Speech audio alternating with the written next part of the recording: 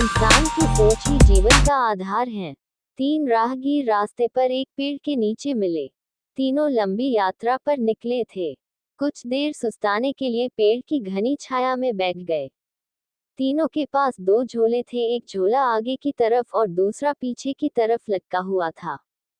तीनों एक साथ बैठे और यहाँ वहाँ की बातें करने लगे, जैसे कौन कहाँ से आया, कहाँ जाना है, कितनी दूरी है, घर में कौन कौन है। ऐसे कई सवाल जो अजनबी एक दूसरे के बारे में जानना चाहते हैं।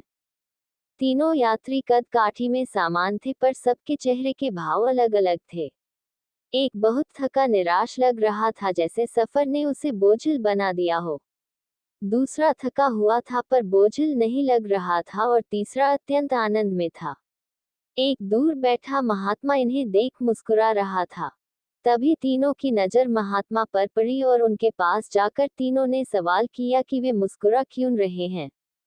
इस सवाल के जवाब में महात्मा ने तीनों से सवाल किया कि तुम्हारे पास दो दो झोले हैं, इनमें से एक में तुम्हें लोगों की अच्छाई को रखना है और एक में बुराई को, बताओ क्या करोगे।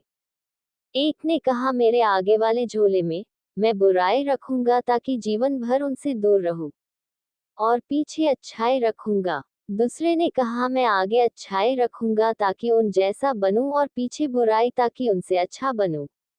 तीसरे ने कहा, मैं आगे अच्छाई रखूंगा ताकि उनके साथ संतुष्ट रहूं, और पीछे बुराई रखूंगा और पीछे के थैले में एक छेद कर दूंगा, जिससे वो बुराई का बोझ कम होता रहे हैं और अच्छाई ही मेरे साथ रहे, अर्थात वो बुराई को भुला देना चाहता था। ये सुनकर महात्मा ने कहा, पहला जो सफर से थक कर निराश दिख रहा है, जिसने कहा कि वो बुराई सामने रखेगा, वो इस यात्रा के भांति जीवन से थक गया है, क्योंकि उसकी सोच नकारात्मक है, उसके लिए जीवन कठिन है। दूसरा जो थका है पर निराश नहीं, जिसने कहा अच्छाई सामने रखूंगा पर बुराई से बेहतर बनने की कोशिश में, वो थक जाता है, क्योंकि वो बेवजह की होड़ में है। तीसरा जिसने कहा वो अच्छाई आगे रखता है और बुराई को पीछे रख उसे भुला देना चाहता है, वो संतुष्ट है और जीवन का आनंद ले रहा है। इसी तरह वो जीवन यात्रा में खुश